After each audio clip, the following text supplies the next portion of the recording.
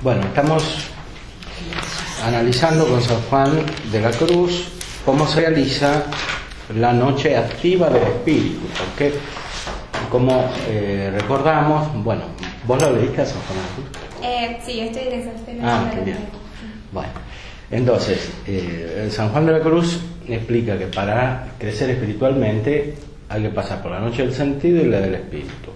La noche del sentido tiene un aspecto pasivo y un aspecto activo. La noche del espíritu también, uno pasivo y uno activo.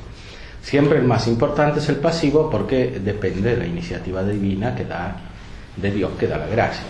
Sin embargo, el sujeto, movido por la gracia misma, se dispone para que Dios la otorgue de una manera radical y definitiva.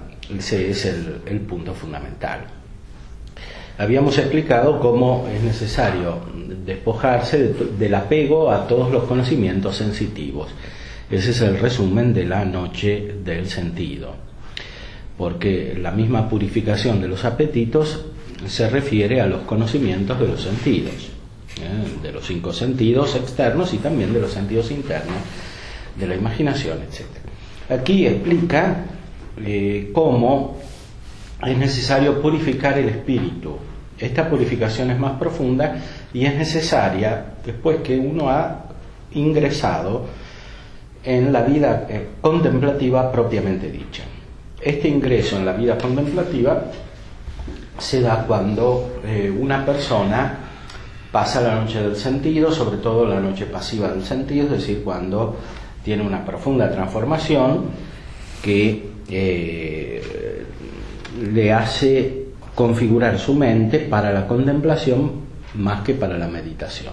Aunque a veces algunos que tienen contemplación también en algunos periodos pueden volver a la meditación, sobre todo cuando tienen que aplicar esa meditación. El mismo Señor Jesucristo razonaba también y meditaba en ese sentido cuando tenía que explicar su doctrina, cuando tenía que discutir con los fariseos, etc.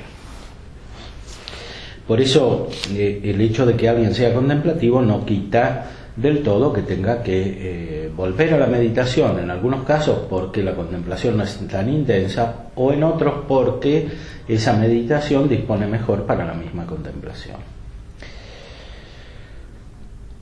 En el capítulo 14, entonces, explica las señales en que se nota que alguien pasa a la contemplación. Este capítulo 14 creo que lo hemos explicado todo.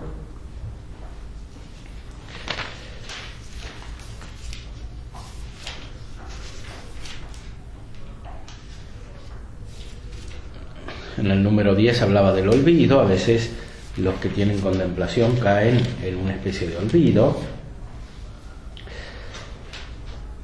donde puede acaecer que se pasen muchas horas en este olvido y al alma, cuando vuelve en sí, no le parezca un momento o que no estuvo nada.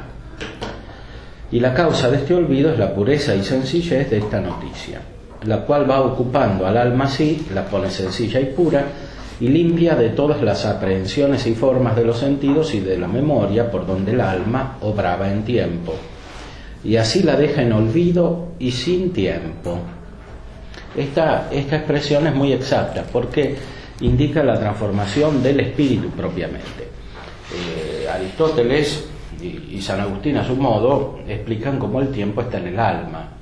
El tiempo no es algo de las cosas, en las cosas está el movimiento, pero en el alma está el tiempo, que es una medida del movimiento. Una medida significa un tipo de conocimiento del movimiento. Entonces, el espíritu conoce o se relaciona con las cosas materiales. ¿Qué quiere decir? Con el propio cuerpo del hombre y con los cuerpos de las cosas que lo rodean. Entonces, como hay una transformación espiritual, hay también una transformación en el tiempo. El tiempo se transforma. Y se comienza en algún aspecto a participar de la eternidad, o por lo menos de la eviternidad, que es la duración, que es la medida de la duración que tienen los ángeles en su mente. ¿Cómo se llama eso? Eviternidad. Es una medida intermedia entre la eternidad y el tiempo. Entonces, los hombres espiritualmente nos vamos transformando, por lo menos en algún aspecto, porque en una misma persona puede coexistir el tiempo con una participación de la eternidad. Puede coexistir el tiempo porque en este mundo tenemos que estar siempre en contacto con las cosas materiales, con las otras personas, etcétera, y ese contacto lo seguimos expresando espiritualmente por medio del tiempo. Lo seguimos conociendo el discurso o el movimiento de las cosas en sí, las cosas materiales, como tiempo. Pero por otro lado, si entramos en la contemplación, el tiempo coexiste con otra manera de medida de las cosas, que es la eviternidad, al menos participada, porque los ángeles son contemplativos por esencia. Lo que conocen principalmente los ángeles no son las cosas materiales, sino las realidades espirituales. Y por eso la persona que por la gracia accede al estado contemplativo se parece a los ángeles. La misma ciencia infusa que tenía nuestro Señor en la humanidad corresponde a la mente de los ángeles. O sea, Él tenía el conocimiento que tienen los ángeles por naturaleza, pero Él lo tenía por gracia. Y lo tenía de una manera más excelente que los ángeles.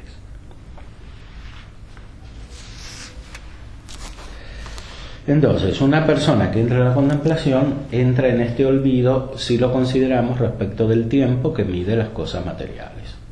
Es una especie de salirse del tiempo para entrar en otra medida superior al tiempo.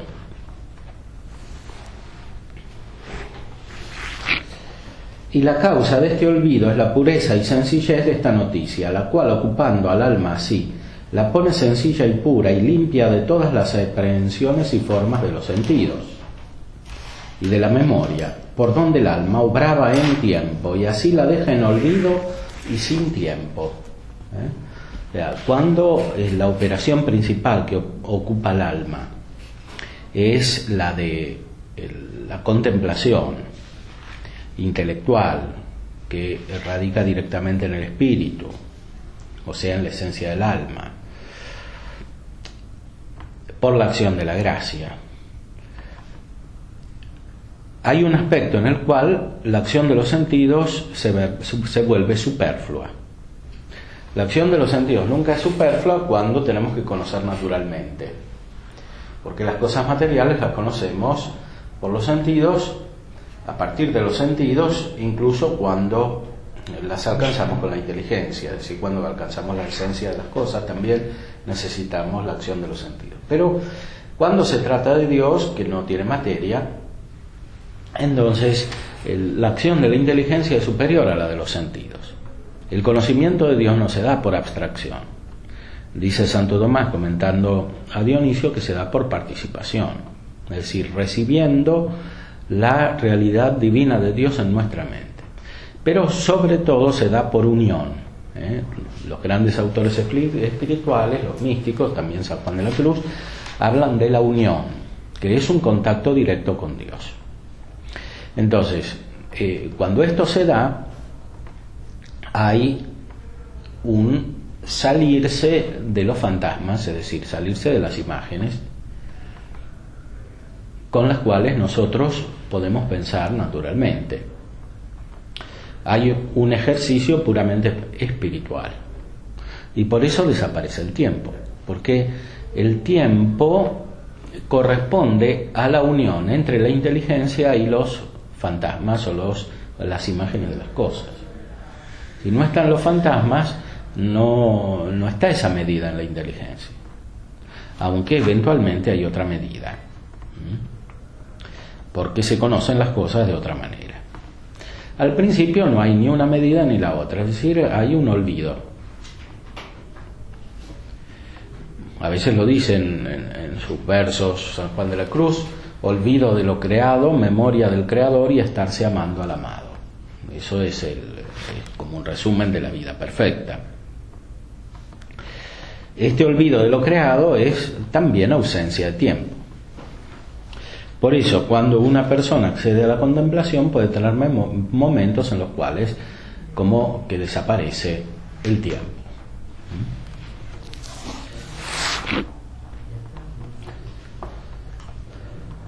¿De dónde al alma esta oración, aunque, como decimos, le dure mucho, le parece brevísima?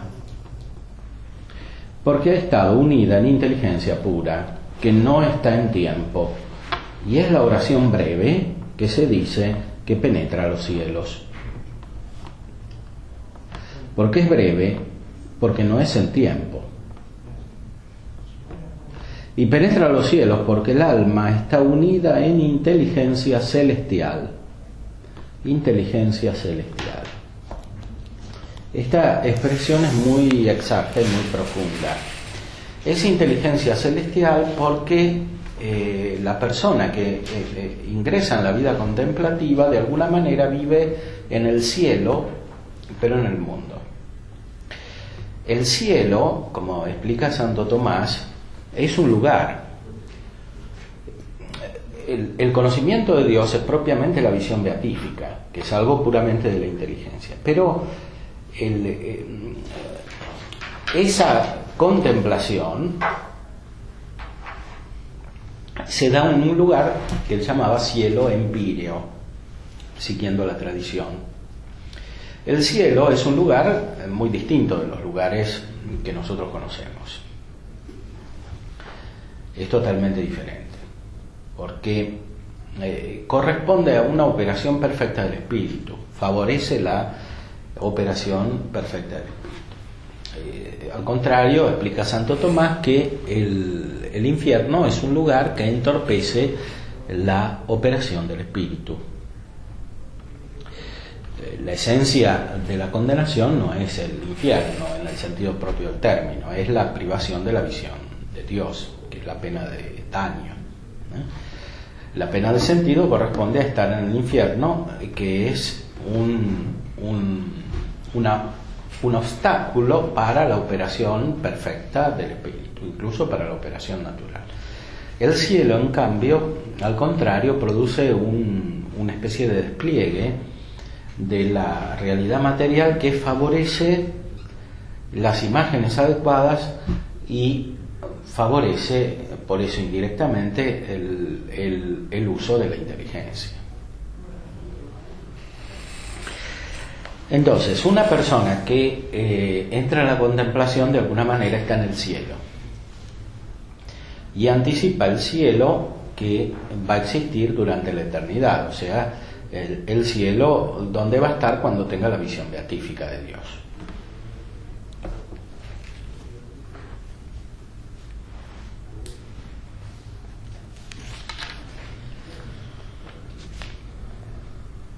Por eso le parece a veces que sale de este mundo y entra como en otra dimensión.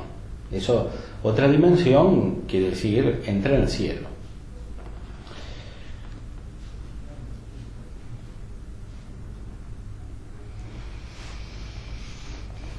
Y es la oración breve que se dice que penetra los cielos. Porque es breve, porque no es en tiempo. Y penetra los cielos porque el alma está unida a la inteligencia celestial. Y así esta noticia deja al alma cuando recuerda, con los efectos que hizo en ella, sin que ella los sintiese hacer, que son levantamiento de mente a inteligencia celestial y enajenación y abstracción de todas las cosas, y formas, y figuras, y memorias de ellas. Esta abstracción es sobrenatural. Tenemos una abstracción natural por la cual conocemos las esencias de las cosas y tenemos una abstracción sobrenatural que está producida por la gracia. Esa abstracción corresponde a la contemplación, es una propiedad de la contemplación, porque la contemplación es puramente espiritual, la contemplación sobrenatural. y por eso nos saca de las formas y figuras de las cosas. Es muy necesario aprender a desprenderse de todas las formas y figuras, porque San Juan de la Cruz habla de las personas que ya tienen vida espiritual, que la tienen intensa, van progresando. Sin embargo, a medida que van progresando, se van aferrando a las formas y figuras de las cosas, a las palabras, a las imágenes, a los recuerdos, aunque sean recuerdos buenos.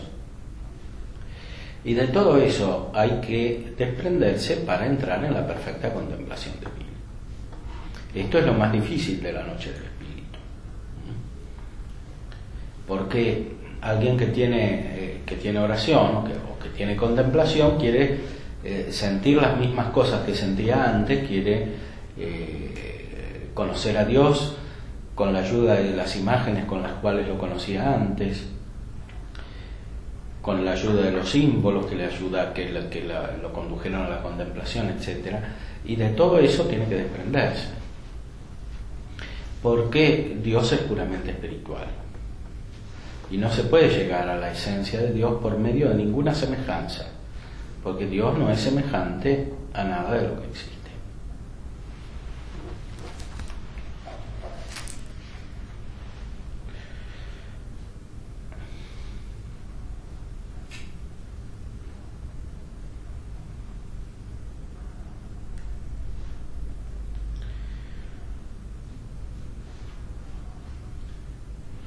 Lo cual dice David haberle a él acaecido, volviendo en sí del mismo olvido, diciendo: Vigilavi et factus sum sicut passer solitarius intecto.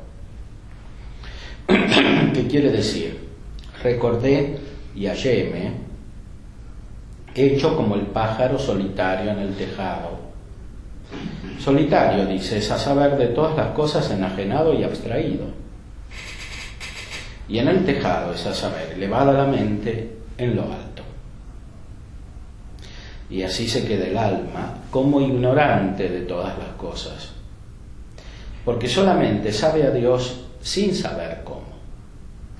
En el capítulo en el capítulo 7 del libro de los nombres de Dios, Dionisio dice que el conocimiento de Dios es un conocimiento a través de la ignorancia, que conocemos a Dios como desconocido.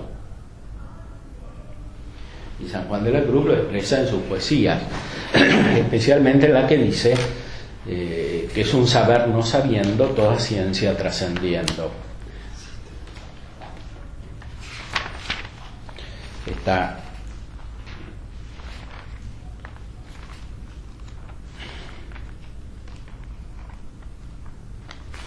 entre las poesías.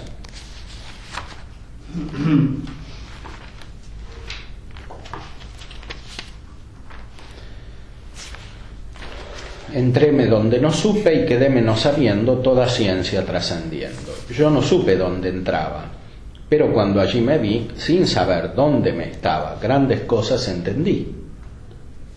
No diré lo que sentí, que me quedé no sabiendo, toda ciencia trascendiendo. Y así sigue toda la poesía. Se queda el alma entonces como ignorante de todas las cosas porque solamente sabe a Dios sin saber cómo. Sin saber cómo, porque Dios no tiene ninguna esencia como las que nosotros conocemos. Entonces,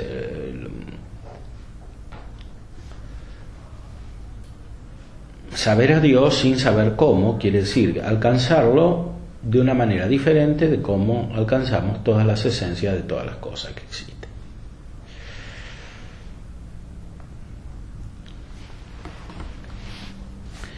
De donde la esposa declara en los cantares, entre los efectos que ella hizo entre este su sueño y olvido, este no saber, cuando dice que descendió a él diciendo nescivi, esto es no supe. ¿De dónde? Aunque, como habemos dicho, el alma en esta noticia le parezca que no hace nada ni está empleada en nada, porque no obra nada con los sentidos ni con las potencias, crea que no se está perdiendo tiempo, porque aunque cese la armonía de las potencias del alma, la inteligencia de ella está de la manera que habemos dicho. Que por eso la esposa, que era sabia, también en los cantares, se respondió ella a sí misma en esta duda diciendo: ego dormio et cor meum vigilat, como si dijera, aunque duermo yo según lo que yo soy, naturalmente, cesando de obrar, mi corazón vela sobrenaturalmente, elevado en noticia sobrenatural. O sea, el inicio de la contemplación se da de manera tal que hay una abstracción. En esta abstracción parece que no se hace nada con los sentidos y por lo tanto con ninguna potencia, porque en el modo natural obramos siempre con la ayuda de los sentidos. O sea, nuestra inteligencia necesita los sentidos y nuestra voluntad indirectamente también. Parece que se está perdiendo tiempo, aunque la inteligencia obra. Cuando parece que se pierde tiempo, la persona se percibe a sí misma como desarmónica. Se pierde la armonía del alma. Se pierde la armonía del alma. La persona es desarmónica porque por un lado está la operación de su inteligencia y por otro lado están las operaciones naturales que en cierto sentido se quedan sin jefe, porque el jefe es siempre la inteligencia. O sea, el principio de unidad es la inteligencia en el orden natural. Entonces, cuando la inteligencia está en otra operación distinta de la natural, parece que no gobierna las potencias inferiores. Entonces hay como una desarmonía. Esto es más notable en la noche del sentido, porque ahí se da la transformación. Pero incluso en el acto contemplativo, cuando todavía no es muy perfecto, como sucede en la vía iluminativa, hay una cierta desarmonía. O sea, por un lado está la inteligencia y por otro lado están las potencias que se refieren a las otras cosas de este mundo.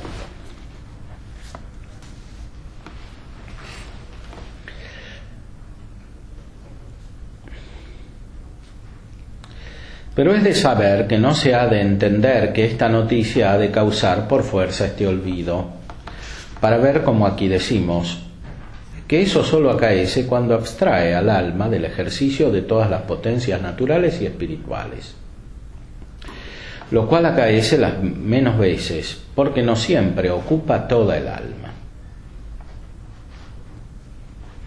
O sea, muchas veces está la contemplación por un lado y las otras operaciones por otro lado. Que para que sea la que basta en el caso que vamos tratando, basta que el entendimiento esté abstraído de cualquier noticia particular, ahora temporal, ahora espiritual, que no tenga gana la voluntad de pensar acerca de unas ni de otras, como habíamos dicho, porque entonces es señal que el alma está empleada.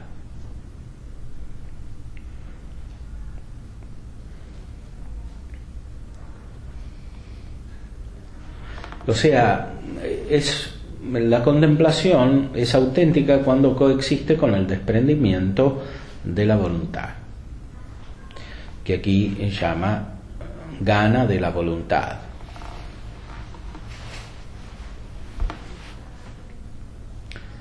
En cambio, si hay una eficacia, como dice él, es decir, un esfuerzo por alcanzar objetos naturales, la contemplación desaparece.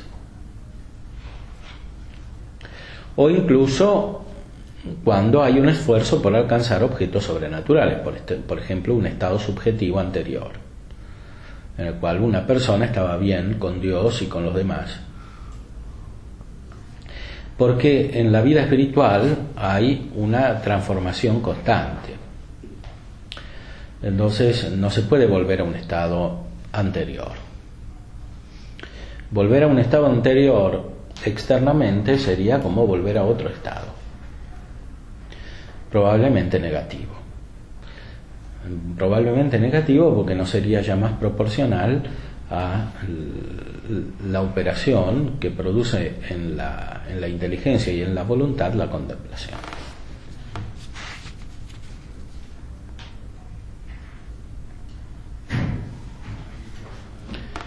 Fíjate afuera si llega a venir alguien. No sé, a lo mejor se ve por acá, pero...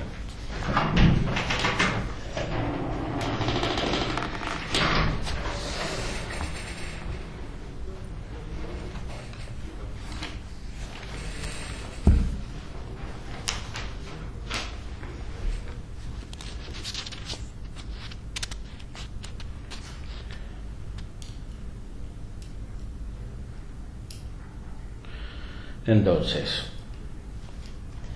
el entendimiento debe estar abstraído y la voluntad sin gana de pensar en cosas particulares.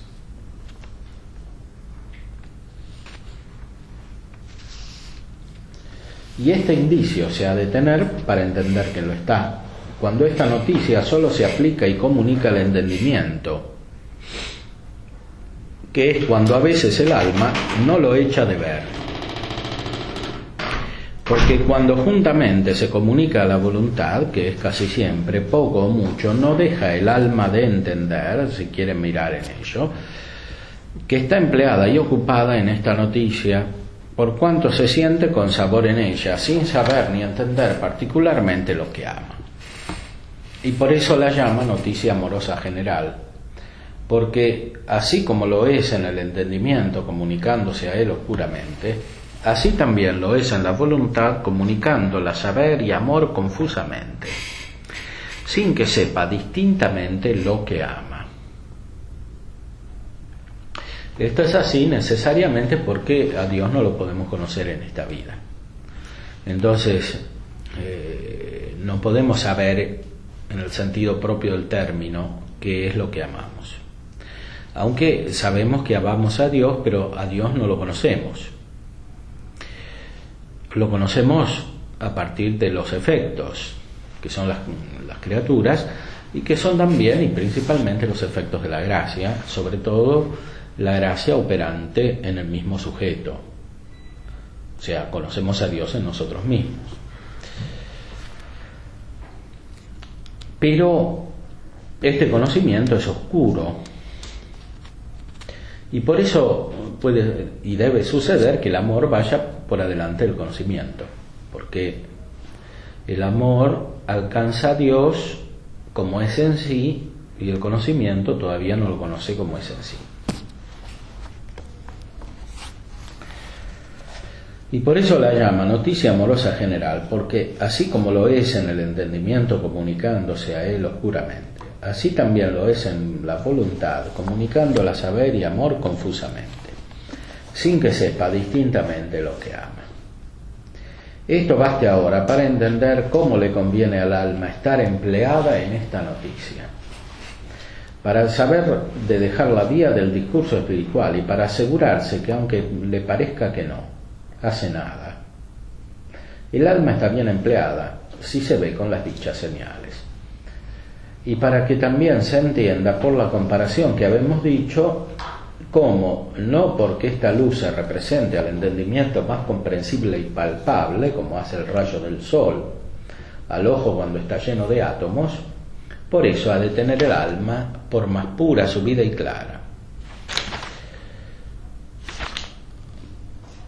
Pues está claro que según dice Aristóteles y los teólogos, cuanto más alta es la luz divina y más subida, más oscura es para nuestro entendimiento. Aristóteles dice esto en el segundo libro de la Metafísica, donde compara la inteligencia humana con la lechuza o con el murciélago, y porque tiene ojos débiles para ver de día, por eso tiene que ver de noche. La inteligencia humana comparada con Dios es muy débil, no lo puede tener como objeto en esta vida, por eso cuando lo conoce queda en la oscuridad. Y la contemplación es tanto más perfecta cuanto menos distinta es decir, cuanto menos determinada es. Cuando conocemos a Dios de una manera muy imaginativa o muy intelectual o racional, entonces no lo conocemos tan perfectamente, porque Dios está más allá de todas las esencias y por supuesto de todas las imágenes de las cosas materiales, incluso de las imágenes sobrenaturales, e incluso más allá del mismo cuerpo de Cristo, porque la divinidad de Cristo es distinta del cuerpo de Cristo. Entonces, contemplar el cuerpo de Cristo no es lo mismo que contemplar la persona divina de Cristo, como persona, que incluye el cuerpo, pero que no se identifica con el cuerpo, porque ya el alma es superior al cuerpo en Cristo, y sobre todo la divinidad es infinitamente superior a toda la humanidad. Entonces, la verdadera contemplación alcanza a Dios en su esencia y en sus realidades personales, que son las tres divinas personas. Ahora, como en esta vida no las podemos conocer como son en sí, sino solo a partir de sus efectos, es decir, de lo que producen en nuestra alma con su presencia. Por eso, cuanto más indeterminado quede Dios como objeto, tanto más lo alcanzamos. Y por eso mismo decía Dionisio en ese libro de los nombres de Dios, que lo alcanzamos como desconocido, lo conocemos como desconocido.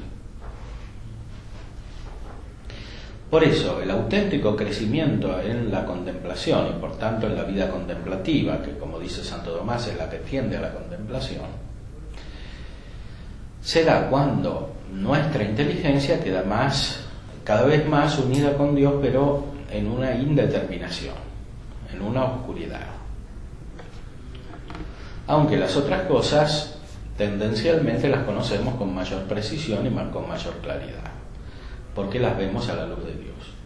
Es como si hubiese una luz muy potente que no vemos, pero que ilumina lo que sí vemos. Ya en el orden natural, los filósofos expresaron esto, como Platón en el mito de la caverna, que es un símbolo natural, porque el sol es accesible a todos los hombres. Están las Sagradas Escrituras también. El sol de justicia es Cristo que nace en lo alto, etc. Pero para entender de verdad de qué se trata hay que ir más allá del símbolo.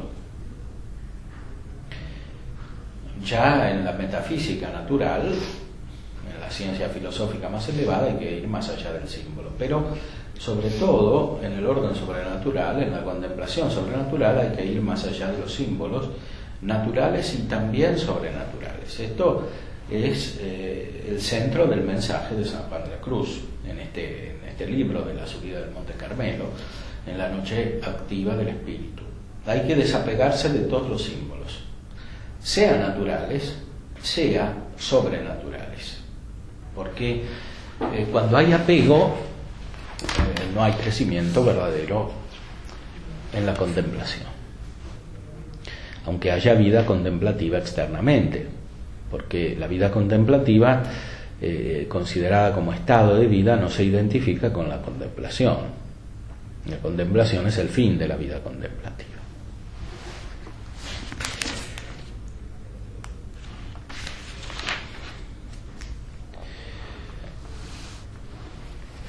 De esta divina noticia hay mucho que decir, así de ella en sí como de los efectos que hace en los contemplativos.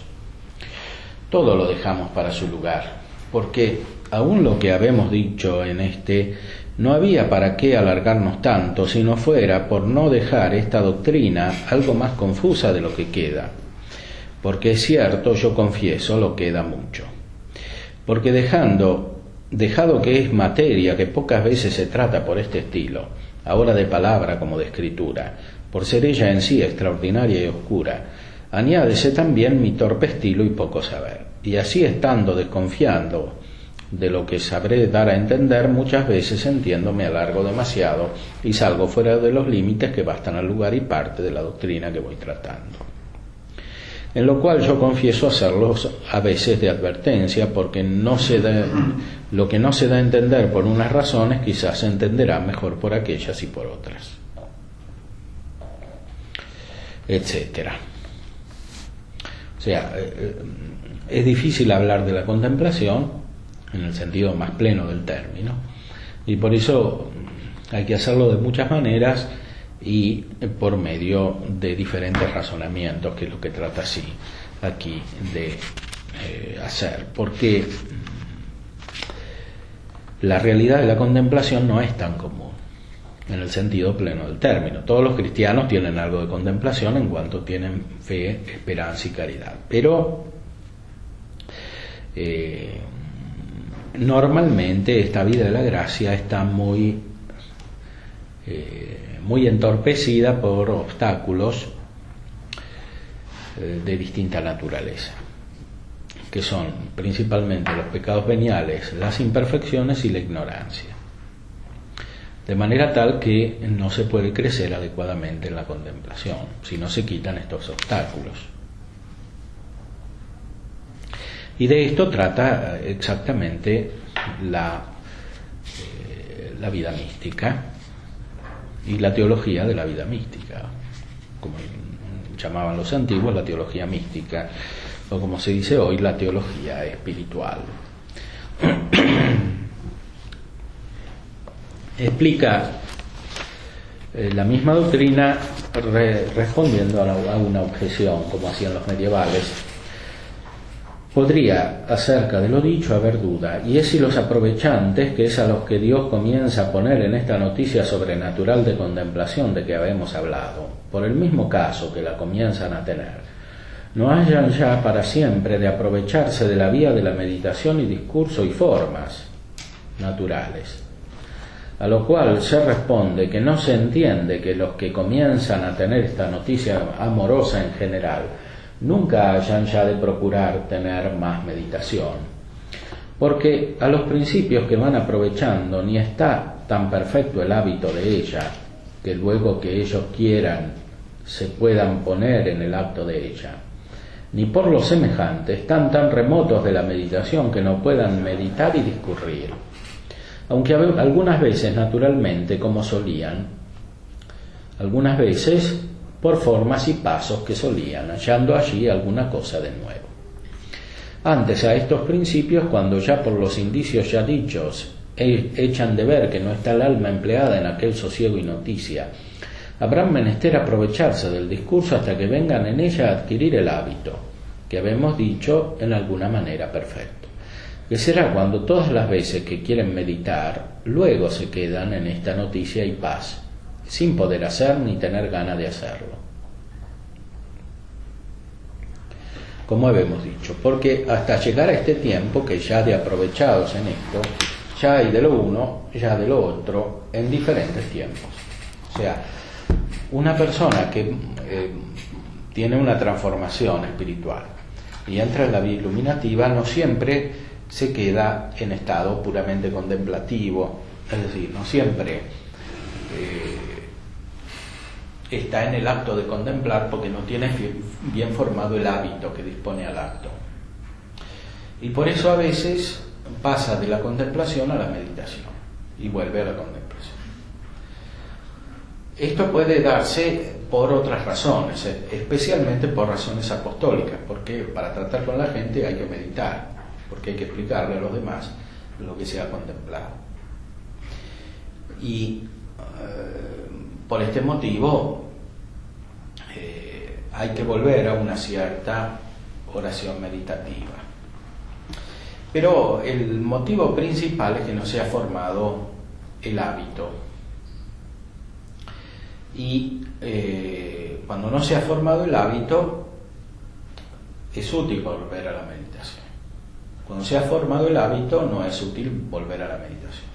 Y se sabe que se ha formado el hábito porque, aunque la persona quiera hacer meditación, enseguida entra en la contemplación. Es decir, no puede meditar y se queda en un estado de tranquilidad y de mirada amorosa de Dios.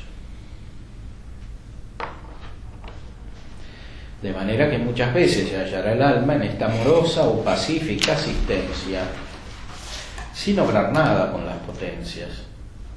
Esto es, acerca de los actos particulares, no obrando activamente, sino solo recibiendo.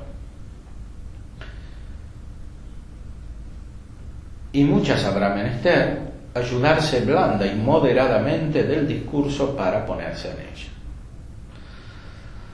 O sea, la meditación ayuda a la contemplación, es siempre dispositiva para la contemplación. Ahora, esto hay que aplicarlo al conjunto de la vida, porque como alguien vive en el fondo para tener buenas imágenes, porque ese es el sentido de toda la vida activa, el conjunto de todo lo que opera tiene que ayudarlo a tener estas imágenes que a su vez lo dispongan para la contemplación. Primero para tener buenas ideas y buenos razonamientos, y después para la contemplación. Ese es el principio de la armonía general de la vida. Entonces, cada uno debe considerar en sí mismo cuál es el camino concreto más adecuado para la contemplación. Esa es la base de la estructura de los ejercicios espirituales de San Ignacio. O sea, cada persona, según su estado, su historia, su configuración psíquica, corporal, etcétera, camina hacia la contemplación de una manera diferente. Es que se puede traducir, hace meditación de una manera diferente para tener contemplación. Entonces, cada uno tiene que considerar cómo la disposición externa de su vida, las operaciones que realiza, lo ayudan o le entorpecen el entrar en la contemplación. Más inmediatamente tiene que considerar si la meditación le ayuda o no le ayuda para entrar en la contemplación, o eventualmente para expresar la contemplación.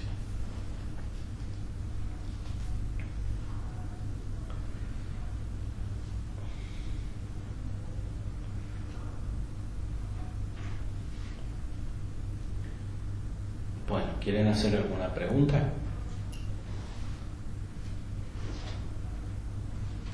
Porque ahora hacemos un recreo chiquitito, porque después así hacemos la segunda parte, hasta las 5.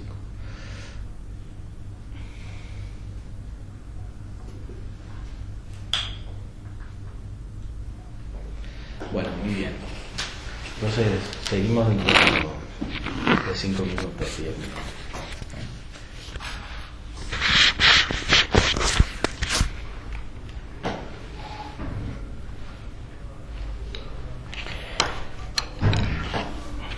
Continuamos entonces con este capítulo 15, donde explica por qué, aún teniendo contemplación, a veces hay que volver a la meditación. De manera que muchas veces se hallará el alma en esta amorosa o pacífica asistencia sin obrar nada con las potencias. Esto es, acerca de los actos particulares no obrando activamente, sino solo recibiendo. Y muchas veces habrá menester ayudarse blanda y moderadamente del discurso para ponerse en ella. Pero puesta el alma en ella, ya habemos dicho que el alma no obra nada con las potencias, que entonces antes es verdad decir que se obra en ella y que está obrada la inteligencia y sabor, que no que obre ella alguna cosa, sino solamente tener advertencia el alma con amar a Dios sin querer sentir ni ver nada.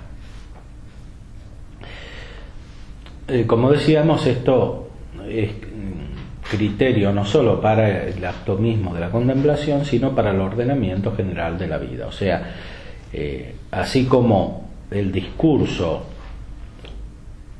tiene que ayudar para ponerse en la contemplación, también tienen que hacerlo todas las actividades que se ordenan al buen pensamiento.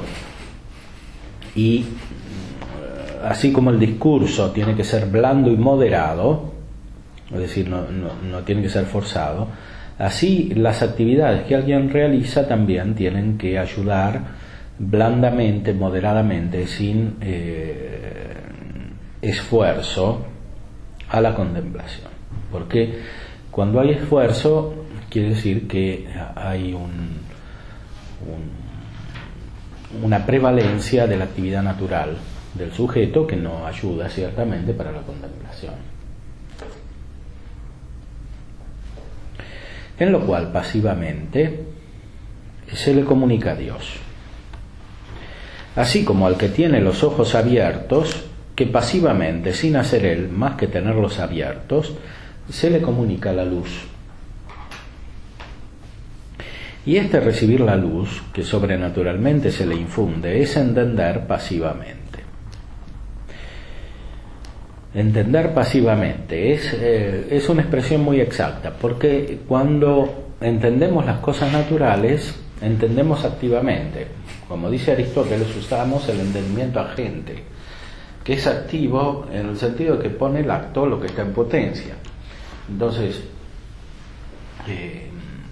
hace algo, hace pasar de la potencia al acto. Las especies de las cosas, que son las cosas materiales, que conocemos proporcionadamente. En cambio, cuando se trata de conocer a Dios, el entendimiento es pasivo, porque recibe, como decíamos antes, conocemos a Dios por participación. No lo conocemos principalmente por abstracción. Por abstracción conocemos las cosas materiales que nos sirven como punto de partida para conocer a Dios. E incluso ni siquiera lo principal de las cosas materiales lo conocemos así, porque el mismo movimiento que sirve, por ejemplo, en la primera de las vías de Santo Tomás para probar la existencia de Dios, tenemos que captarlo de una manera metafísica. No es suficiente captarlo físicamente por abstracción. Es necesario captar la diferencia y la distinción entre la potencia y el acto y sus relaciones para llegar de verdad a Dios. Por eso el entendimiento obra de otra manera. Ahora, esta es una transformación muy profunda, que el entendimiento obra de otra manera que como obra naturalmente, es una transformación muy profunda, es decir, es una transformación de la naturaleza.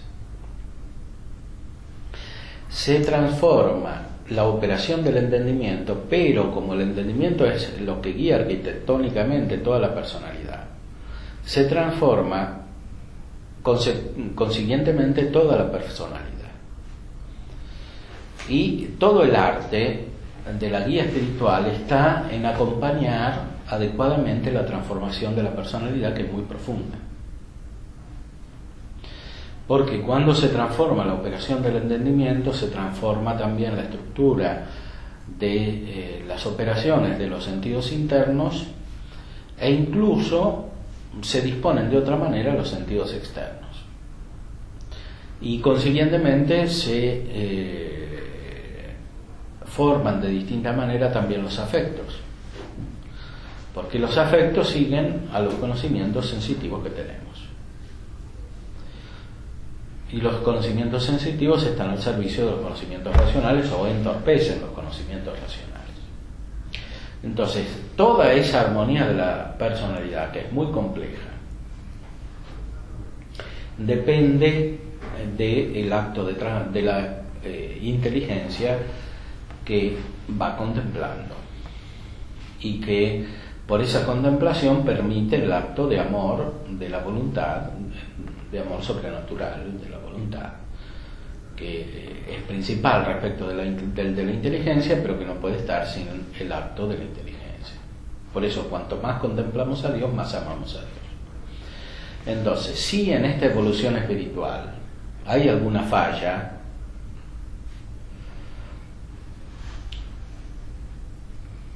el acto de la inteligencia no puede seguir profundizando la contemplación, y por lo tanto no se puede crecer más en el amor. Y se produce una distorsión de la personalidad.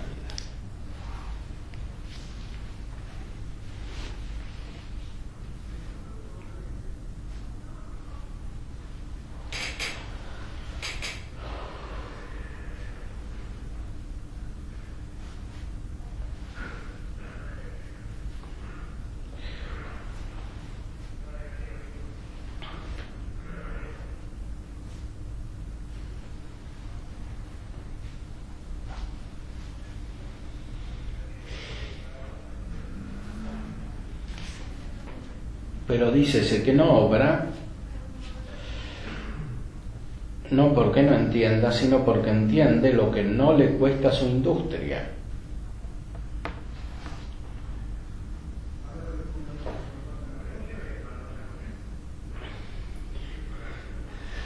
Antes decía, en lo cual pasivamente se le comunica a Dios, así como el que tiene los ojos abiertos, que pasivamente, sin hacer él nada, más que tenerlos abiertos, se le comunica la luz. Y recibir la luz que sobrenaturalmente se le infunde, es entender pasivamente. Pero dícese que no obra nada, no porque no entienda, sino porque entiende lo que no le cuesta su industria, así su trabajo, sino solo recibir lo que le dan, como acaece en las iluminaciones e ilustraciones e inspiraciones de Dios. Aunque aquí libremente recibe la voluntad de esta noticia general y confusa de Dios. Solamente es necesario, para recibir más sencilla y abundantemente esta luz divina, que no se cure de entreponer otras luces más palpables de otras luces o formas o noticias o figuras de discurso alguno. Porque nada de aquello es semejante a aquella serena y limpia luz, de donde, si quisiese entonces entender y considerar cosas particulares, aunque más espirituales fuesen, impediría la luz limpia y sencilla general del espíritu, poniendo aquellas nubes de en medio, así como al que delante de los ojos se le pusiese alguna cosa en que tropezando la vista se le impidiese la luz y vista de adelante. Entonces, a medida que se crece en la vida espiritual, pueden surgir distintos obstáculos, usando la metáfora que pone aquí San Juan de la Cruz. O sea, si Dios nos da la contemplación, debemos eliminar todo aquello que se interpone entre nuestra inteligencia y la contemplación que recibimos de Dios. Y lo que se interpone son operaciones de la inteligencia y consecuentemente de todos los otros sentidos, las otras potencias, que no son adecuadas a la recepción de esta contemplación. Ahora, en esto hay que tener mucha atención porque estas operaciones son diferentes según las diferentes etapas del crecimiento espiritual. O sea, lo que en un momento ayuda, en otro puede obstaculizar. Y por eso es tan importante no considerar la propia vida de una manera estática, sino que hay que tener presente, como decía la expresión del padre Arintero, la evolución mística. Y la evolución mística no quiere decir simplemente que Dios nos da cada vez más luz o más contemplación. Quiere decir que también tiene que haber un cambio de parte nuestra.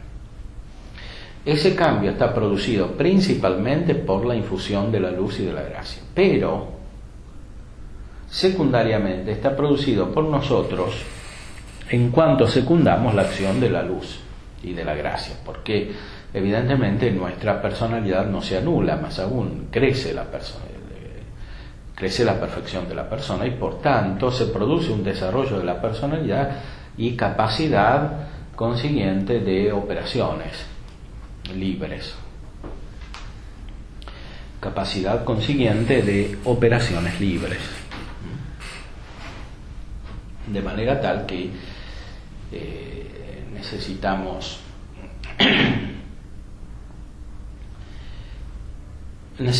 que esas operaciones sean adecuadas cada vez más.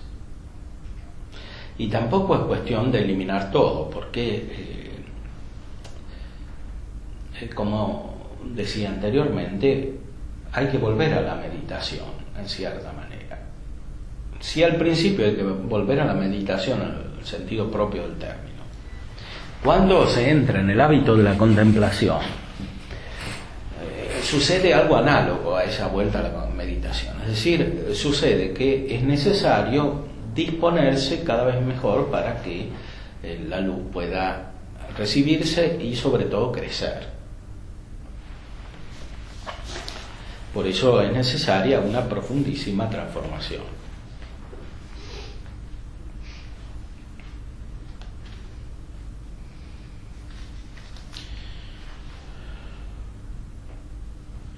de donde, si quisiese entonces entender y considerar cosas particulares, aunque más espirituales fuesen, impediría la luz limpia y sencilla general del espíritu,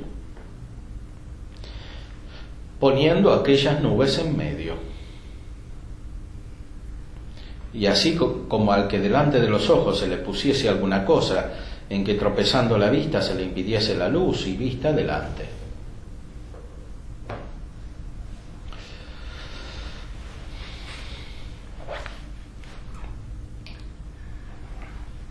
Se le impidiese la luz y vista de adelante.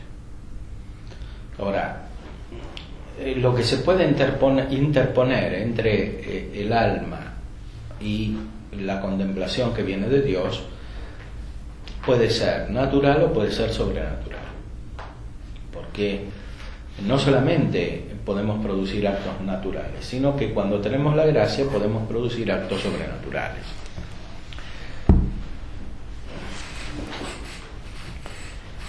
Esos actos sobrenaturales, que quiere decir informados por la gracia y por las virtudes, pueden ser realizados de una manera no oportuna respecto de la acción de la gracia. Cuando son actos perfectos son siempre oportunos, y esos son los realizados por la persona cuando se mueve por el Espíritu Santo, es decir, por los dones del Espíritu Santo, que están siempre, en cuanto actualizados por la moción divina, en manera perfectamente adecuada y proporcional al estado y al perfeccionamiento de la personalidad. Pero otros actos, en cuanto dependen de la iniciativa propia, pueden no ser adecuados. No en cuanto a la sustancia de lo sobrenatural, porque esto siempre es divino, sino en cuanto al uso humano que se hace de esta perfección sobrenatural.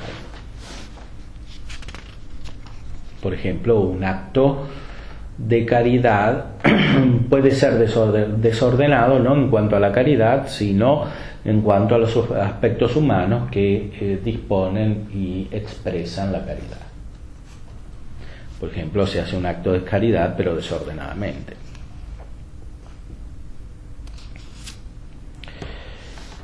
De donde se sigue claro que como el alma se acabe de purificar y vaciar de todas las formas e imágenes aprehensibles, se quedará en esta pura y sencilla luz, transformándose en ella en estado de perfección.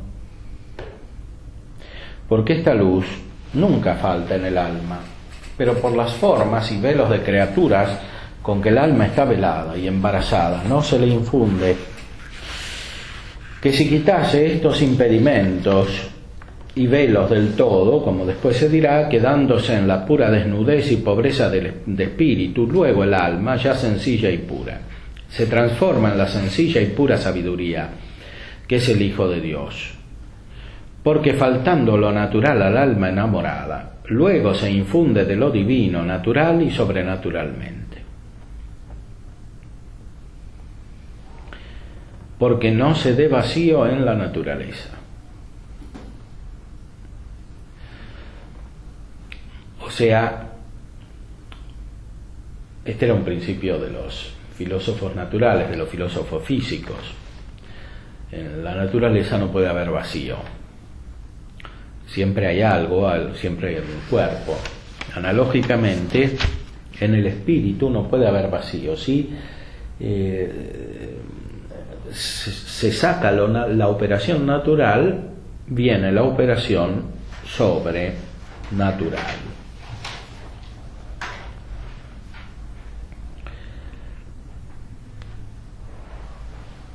Cuando se purifican y vacían todas las formas e imágenes aprehensibles, se queda en esta pura y sencilla luz, transformándose en ella en estado de perfección.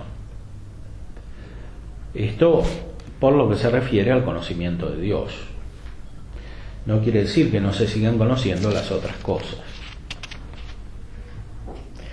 Pero la punta del alma apex mentis, como decían los místicos medievales, que está dirigida a Dios, está en el vacío de las cosas naturales, físicas, y por eso recibe la perfección sobrenatural de la contemplación que viene de Dios.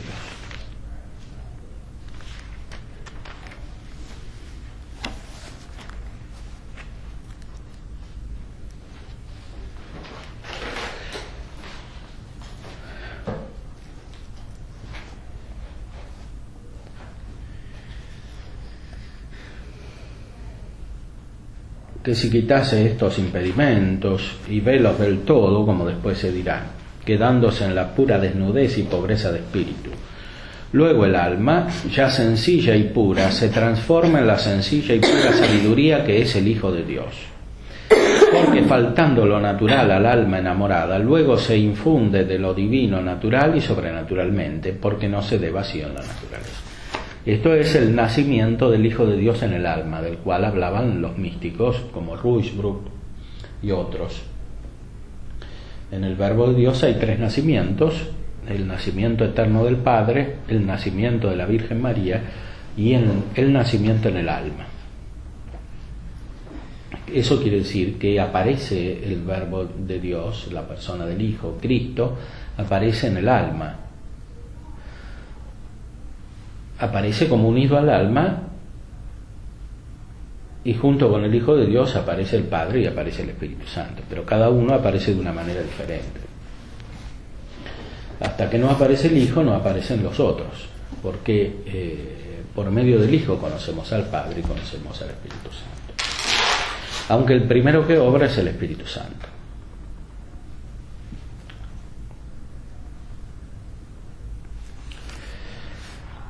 Aprende el espiritual a estarse con advertencia amorosa en Dios, con sosiego de entendimiento, cuando no puede meditar, aunque le parezca que no hace nada, porque así poco a poco y muy presto se infundirá en su alma el divino sosiego y paz, con admirables y subidas noticias de Dios, envueltas en divino amor. Y no se entremeta en formas, meditaciones, imaginaciones o algún discurso, porque no desasosiegue el alma y la saque de su contento y paz, en lo cual ella recibe desabrimiento y repugnancia. O sea, si una persona quiere meditar y en realidad tiene que contemplar, se siente mal.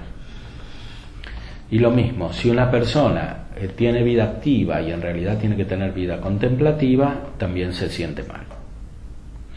Y si dentro de la vida contemplativa realiza actos que no son adecuados a la contemplación, porque es distinta la vida contemplativa de la contemplación. La vida contemplativa es más amplia, o sea, abarca muchos actos que no son directamente la contemplación. Entonces, si la vida contemplativa está estructurada de manera tal que no permite la contemplación en una determinada etapa de la vida del sujeto, entonces también hay un impedimento, como puede ser la meditación o como puede ser la vida activa respecto de la contemplativa, para la persona que aprovecharía más en la vida contemplativa. Hay otros que aprovechan más en la vida activa, por lo menos en un periodo. En la práctica todo esto se da de maneras muy diferentes según cada persona. Por eso dice San Juan de la Cruz que no hay nadie que coincida ni siquiera en la mitad con el camino del otro. O sea, los caminos espirituales son totalmente diversos en cada persona. No hay coincidencia en un camino espiritual con otro camino espiritual. Por eso hay que discernir caso por caso.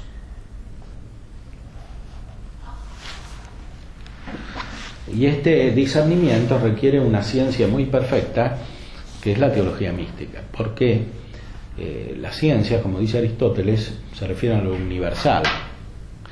Pero en el caso de la evolución espiritual hay que captar lo particular, que no es lo particular material, como en el caso de las cosas físicas, que se captan por los sentidos y que en cierta manera son deficientes respecto de lo universal que capta la inteligencia. En cambio aquí Se trata de captar lo particular o lo personal que es superior a lo universal. Por eso se requiere un uso de la inteligencia superior, perfeccionado por la gracia.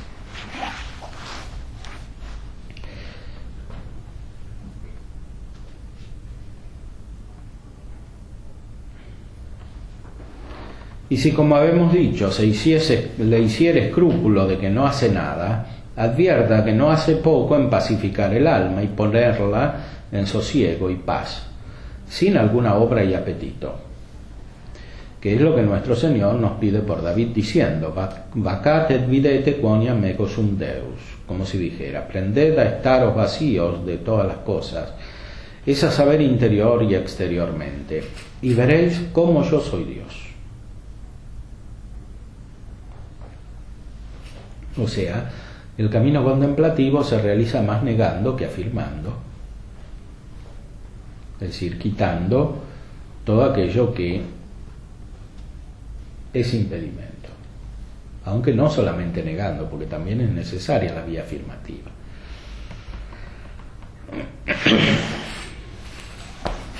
Y después va analizando todo lo que puede aparecer en el espíritu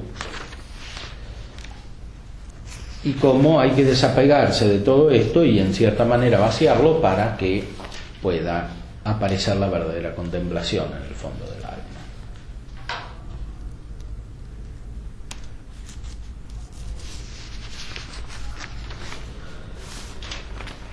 Y comienza por las aprehensiones imaginarias que sobrenaturalmente se representan a la fantasía. O sea, son fantasmas sobrenaturales, no son los fantasmas naturales que sirven para entender las esencias de las cosas. Son imágenes sobrenaturales que aparecen en el alma. Algunas personas más, otras menos, depende de las circunstancias y de la cultura también. Las personas que tienen más cultura, este problema lo tienen menos.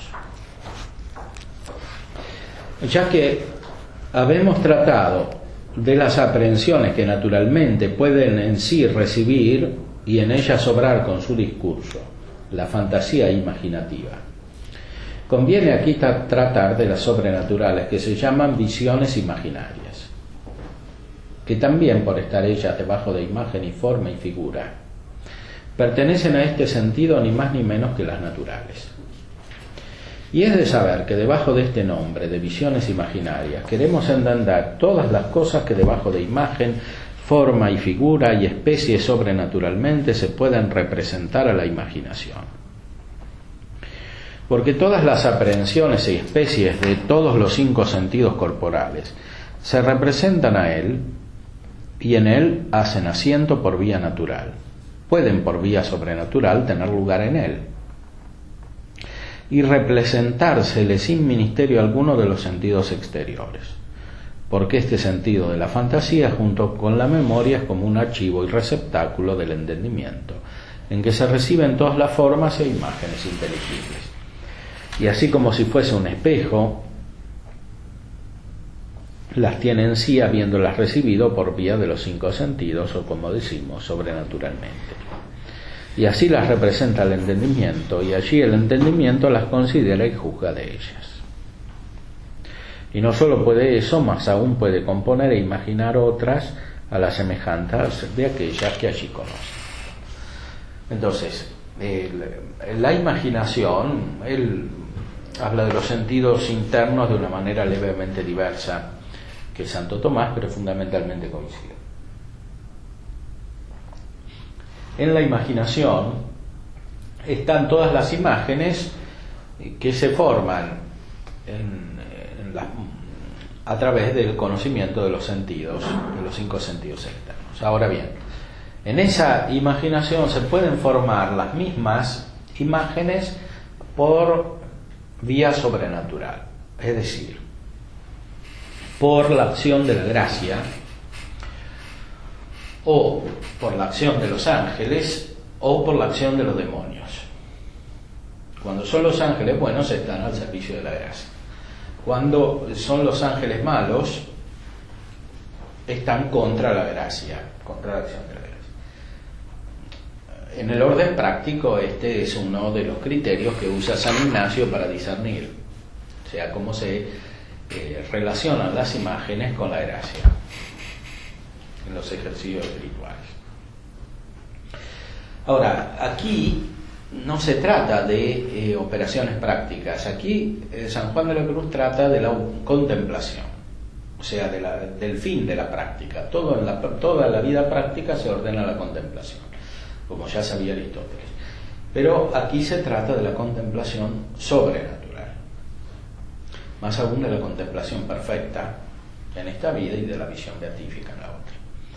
Entonces, ¿cómo se relacionan estas imágenes que pueden estar en la imaginación con la contemplación perfecta? Su doctrina es que principalmente es necesario negar todas las imágenes sobrenaturales que se forman de manera sobrenatural, porque impiden la contemplación, que es mucho más elevada que estas imágenes. Aunque estas imágenes hayan sido fruto de la presencia de la gracia o de la acción de los ángeles buenos. Porque cuando es así, hacen su efecto en el momento en que se reciben, pero su permanencia puede no ser buena. Por eso es necesario eliminarlas. Y menos buena es todavía la pretensión de reproducirlas.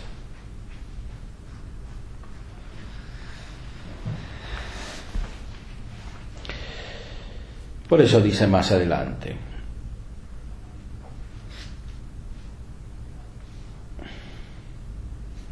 después de saber que así como los 5 sentidos exteriores representan las imágenes y especies de sus objetos a estos interiores, así sobrenaturalmente, como decimos, sin los sentidos exteriores puede Dios y el demonio representar las mismas imágenes y especies, y mucho más hermosas y acabadas, de donde debajo de estas imágenes muchas veces representa Dios al alma muchas cosas y la enseña mucha sabiduría, como a cada paso se ve en la Escritura, como vio Isaías a Dios en su gloria debajo del humo que cubría el templo y de los serafines que cubrían con alas el rostro y los pies, Jeremías la vara que velaba, Daniel multitud de visiones. Y también el demonio procura con las suyas, aparentemente buena, engañar al alma, como es de ver en el de los reyes cuando engañó a todos los profetas de Acab, representándoles en la imaginación los cuerpos, con que dijo había de destruir a los asirios, y fue mentira. Y las visiones que tuvo la mujer de Pilato sobre que no condenase a Cristo, y otros muchos lugares, porque se ve como en este espejo de la fantasía imaginativa estas visiones imaginarias acaecen a los aprovechados más frecuentemente que las corporales exteriores. Estas, como decimos, no se diferencian de las que entran por los sentidos exteriores en cuanto a imágenes y especies, pero en cuanto al efecto que hacen y perfección de ellas, mucha diferencia hay, porque son más sutiles y hacen más efecto en el alma, por cuanto son más sobrenaturales y más interiores que las sobrenaturales exteriores, porque no se quita por eso que algunas corporales de estas exteriores hagan más efecto, que en fin es como Dios quiere que sea la comunicación. Pero hablemos en cuanto es de parte de ellas, por cuanto son más espirituales. Por eso, cuando la vida espiritual crece, tiende a exacerbarse, si no se cuida, el uso de la imaginación y de la afectividad. Porque la gracia hace que la imaginación sea más eficaz y la afectividad también. Pero si no se guarda el orden debido, esta exacerbación se transforma rápidamente en algo negativo.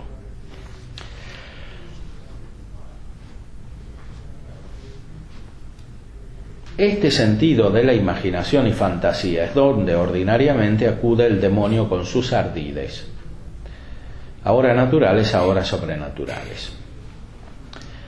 porque esta es la puerta y entrada para el alma. Y como habíamos dicho, aquí viene el entendimiento a tomar y dejar como a puerta o plaza de provisión. Y por eso siempre Dios y también el demonio acuden aquí con sus joyas de imágenes y formas sobrenaturales para ofrecerlas al entendimiento.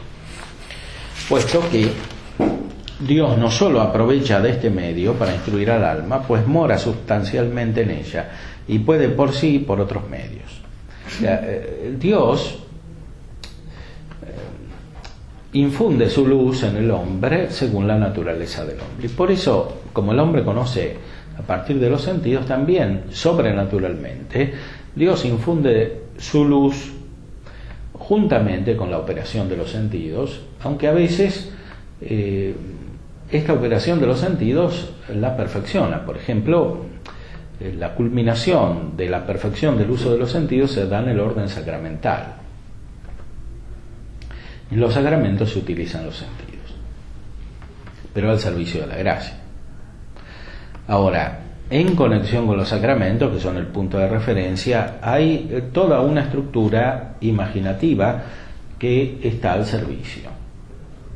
La encontramos en las parábolas de Cristo, en los sucesos narrados en las Sagradas Escrituras, que tienen una referencia imaginativa. Y pueden suceder dentro de una persona también por vía directamente sobrenatural, sobre todo, como dije antes, en las personas incultas, que por ejemplo no leen las Sagradas Escrituras. En esas personas Dios de alguna manera suplanta la lectura de las Escrituras, la lectura de los autores de la tradición, el contacto con personas buenas, la vida comunitaria, etcétera. Todo eso lo suplanta por medio de imágenes, porque no tienen otra manera de acceder. Pero eso no quiere decir que estas imágenes sean el medio por el cual se une el alma con Dios, ni sean la contemplación misma. Por eso es necesario desprenderse de estas imágenes y eliminarlas.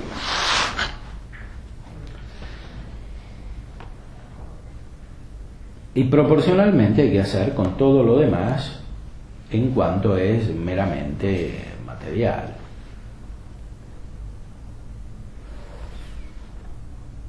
Y no hay para que yo aquí me detenga en dar doctrina de indicios para que se conozcan cuáles visiones serán de Dios y cuáles no, y cuáles en una manera y cuáles en otra, pues mi intento aquí no es sino solo instruir al entendimiento en ellas, para que no se embarace y impida para la unión con la divina sabiduría, con las buenas, ni se engañe en las falsas. Por tanto digo que todas estas aprehensiones y visiones imaginarias y cualesquiera otras formas y especies, como ellas se ofrezcan debajo de forma o imagen o alguna inteligencia particular, ahora sean falsas de parte del demonio, ahora se conozcan ser verdaderas de parte de Dios, el entendimiento no se ha de embarazar ni cebar en ellas, ni las ha el alma de querer admitir ni tener, para poder estar desasida, desnuda, pura y sencilla, sin algún modo y manera, como se requiere para la unión. Y de esto la razón es porque todas estas formas ya dichas, siempre en su aprehensión se representa, según habemos dicho, debajo de algunas maneras y modos limitados. Y la sabiduría de Dios, en que se ha de unir el entendimiento, ningún modo ni manera tiene ni cae debajo de algún límite, ni inteligencia distinta y particularmente, porque totalmente es pura y sencilla. Y como quiera que para juntar dos extremos, cuál es el alma y la divina sabiduría, será necesario que vengan a convenir en cierto medio de semejanza entre sí. De aquí es que también el alma ha de estar pura y sencilla, no limitada ni atenida a alguna inteligencia particular, ni modificada con algún límite de forma, especie o imagen, que pues Dios no cabe debajo de la imagen ni forma, ni cabe debajo de la inteligencia particular, tampoco el alma, para caer en Dios, ha de caer debajo de forma e inteligencia distinta. Sí, absolutamente hablando, Dios no tiene semejanza, todo es diferente de Él. Y por eso, si el alma está aferrada a las imágenes particulares, o incluso a las ideas, no puede llegar a Dios. Sean estas naturales, sean estas sobrenaturales. Lo cual no quiere decir que no tengan su función. La tienen, pero en el momento adecuado. Y como la evolución espiritual es mucho más intensa que la evolución natural de una persona, también el cambio es más rápido. Pasan más cosas en la vida espiritual que en la vida natural.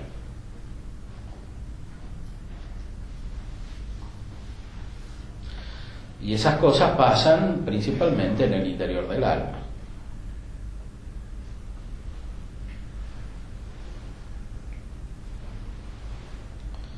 Pueden pasar externamente también, pero las cosas que pasan externamente están ordenadas a las que pasan internamente.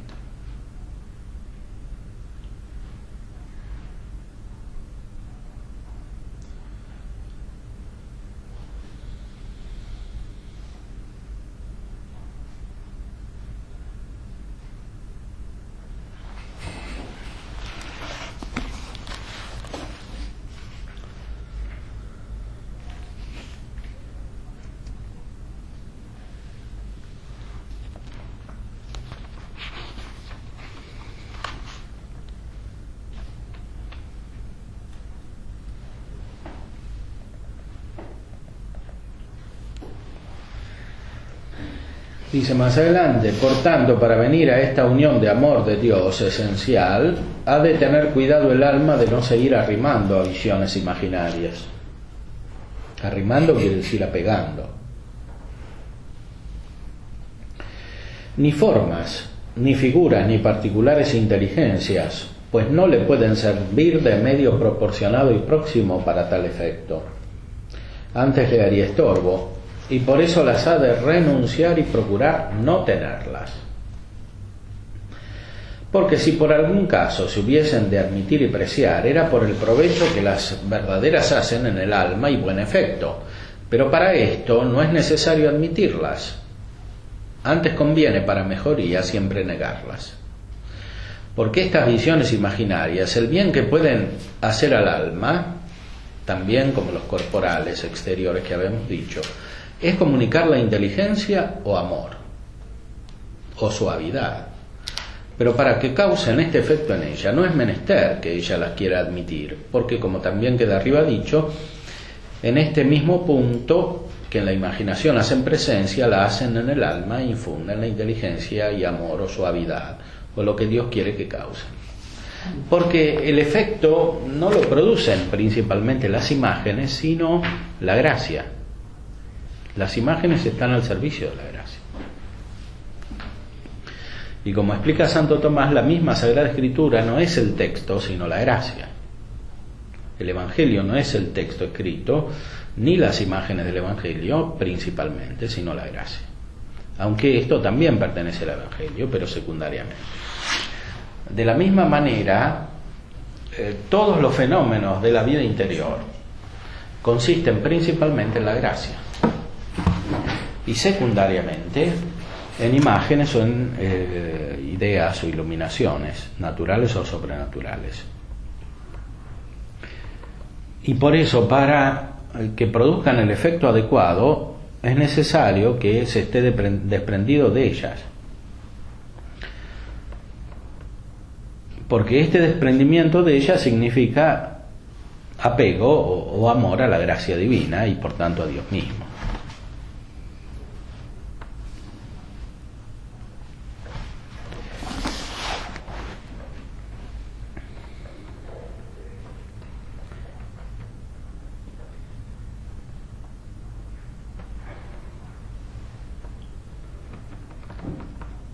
Porque estas visiones imaginarias, el bien que pueden hacer al alma, también como los corporales exteriores que habíamos dicho, es comunicar la inteligencia o amor o suavidad.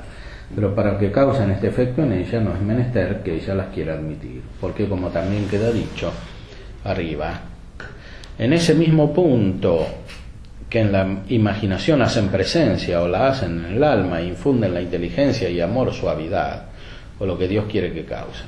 y no solo juntamente, pero principalmente, aunque no al mismo tiempo, hacen en el alma su efecto pasivamente, sin en ella parte para la poder impedir aunque quisiese, como tampoco lo fue para lo saber adquirir, aunque lo haya sido antes para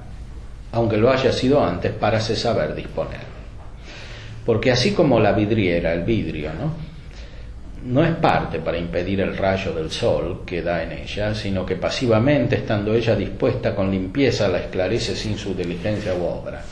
Así también el alma, aunque ella quiera, no puede dejar de recibir en sí las influencias y comunicaciones de aquellas figuras, aunque más las quisiera resistir, porque a las infusiones sobrenaturales no las puede resistir la voluntad negativa con resignación humilde y amorosa, sino sola la impureza e imperfecciones del alma, como también en la vidriera impiden la claridad las manchas.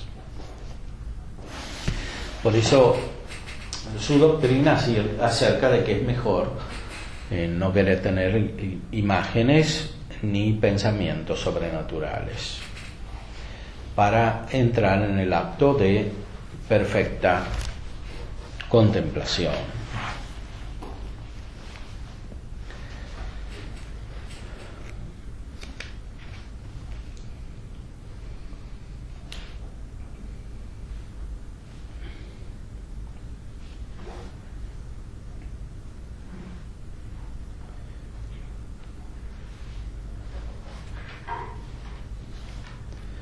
Pero nace aquí una duda. Y si es verdad que Dios da al alma las visiones sobrenaturales, no para que ella las quiera tomar, ni arrimarse a ellas, ni hacer caso de ellas, ¿para qué se las da? Pues en ella puede el alma caer en muchos yerros y peligros, o por lo menos en los inconvenientes que aquí se escriben para ir adelante, mayormente pudiendo Dios dar al alma y comunicarla espiritualmente y en sustancia lo que Él comunica por el sentido, mediante las dichas formas y visiones sensibles. Respondemos a esta duda en el siguiente capítulo, etc.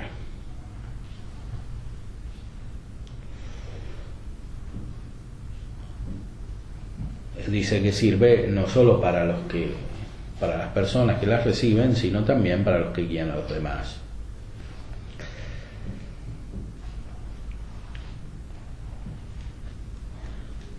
Harta doctrina y bien necesaria, a mi ver, para los espirituales como para los que los enseñan, porque se enseña el estilo y fin que Dios en ella lleva, el cual, por no lo saber muchos, ni se saben gobernar ni encaminar así ni a otros en ellas a la unión, que piensan que por el mismo caso que conocen ser verdaderas y de Dios, es bueno admitirlas y asegúranse en ellas, no mirando que también en ellas hallará el alma su propiedad y hacimiento y embarazo, como en las cosas del mundo, si no las sabe renunciar como a ellas. Este es el principio de su doctrina espiritual, o sea, para guiarse y para guiar a otros en el camino de la perfección, es necesario tener desprendimiento no solo de lo natural, sino también de lo sobrenatural, que es más difícil. Y por eso muchos no llegan a la perfección espiritual porque no tienen este desprendimiento.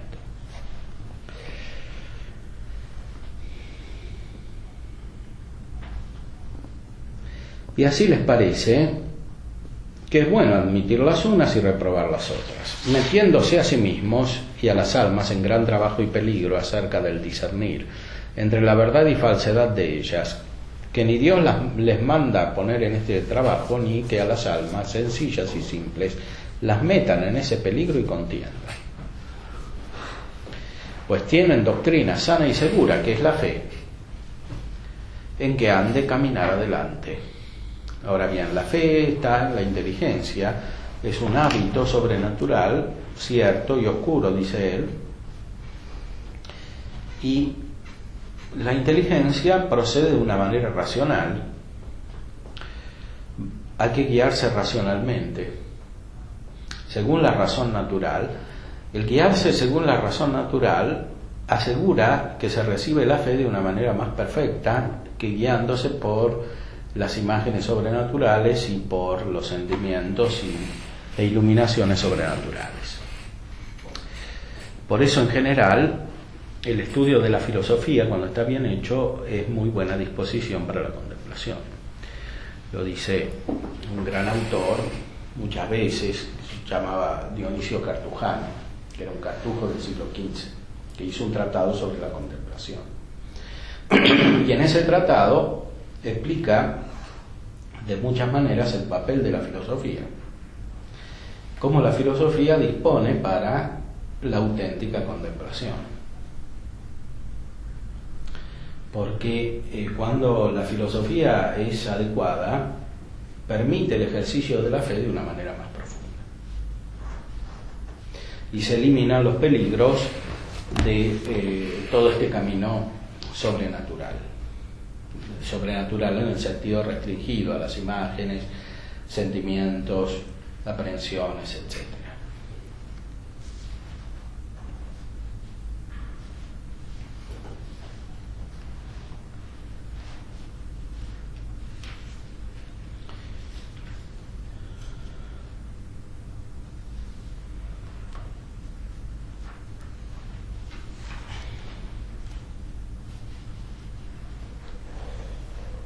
Y se refiere al texto de San Pedro sobre la fe.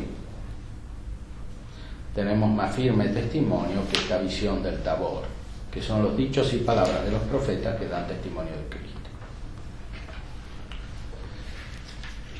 En la cual comparación, si quisiéramos mirar, hallaremos la doctrina que vamos enseñando, porque en decir que miremos a la fe que hablaron los profetas como a candela que luce en un lugar oscuro, es decir, que no quedemos a oscuras, cerrados los ojos a todas esas otras luces, y que en esta tiniebla sola la fe, que también es oscura, sea luz, a que nos arrimemos, porque si nos queremos arrimar a esas otras luces claras de inteligencias distintas,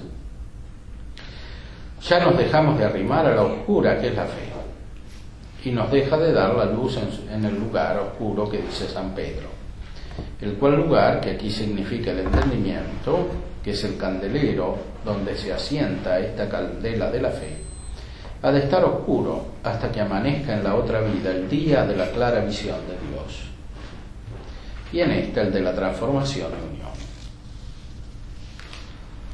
O sea, en medio de la oscuridad aparece la luz, como en el día de Navidad apareció la luz,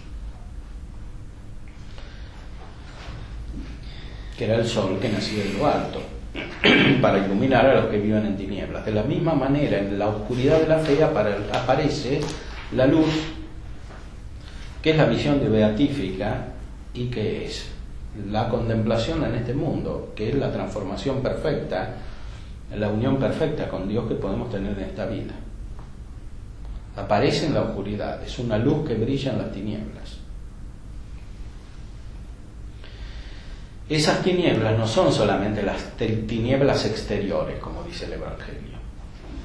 Las tinieblas exteriores son los hombres que no tienen fe y su vida. Son también las tinieblas interiores del que tiene fe. Ahí aparece la luz, que es la contemplación perfecta.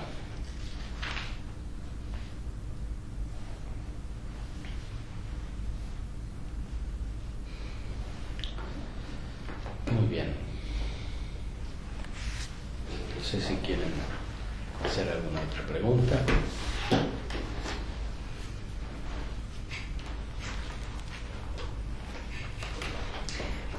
La filosofía, cuando es mala, no solo que nos ayuda, sino que perjudica, ¿no? Sí, así como la filosofía buena es mejor que todas las imágenes, la filosofía mala es más peligrosa que las imágenes que pone el demonio. Claro. Porque estructura más profundamente la personalidad, o lo hace a modo más humano. En cambio, las imágenes que ponen los demonios, o las sugerencias, o los movimientos afectivos son más externos. En cambio, la mala filosofía y la mala formación en general estructuran la personalidad de una manera tal que es más difícilmente reformable.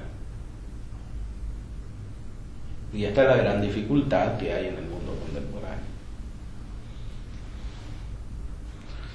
Y por eso, para evangelizar el mundo contemporáneo, es necesario que a la fe y al anuncio evangélico, desde la fe se una auténtica filosofía que sea como el corazón de la cultura que reforma, desde la fe.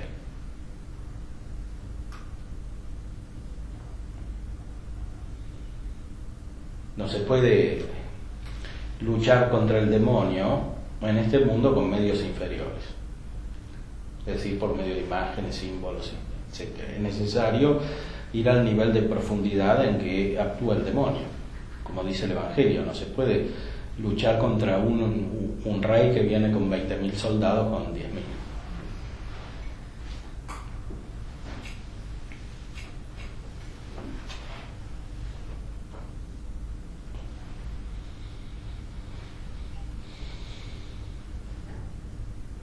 Esa es una tentación fideísta que existe en todas las épocas, o intimista, es decir, creer que se puede anunciar el Evangelio simplemente de una manera afectiva, de una manera imaginativa, simbólica, externa, etc., sin anunciarlo también al nivel de la razón. Y por eso el papel de la filosofía de Santo Tomás y lo que dijeron los papas, ¿no? El Papa Pablo VI cita al Papa Pío XI, que dice que en la doctrina de Santo Tomás hay un evangelio natural. O sea, está contenida la doctrina racional más perfecta que transmite el evangelio. Entonces, la doctrina de Santo Tomás, todas las que se coordinan con ella, ayudan a la gente a disponerse naturalmente para el Evangelio.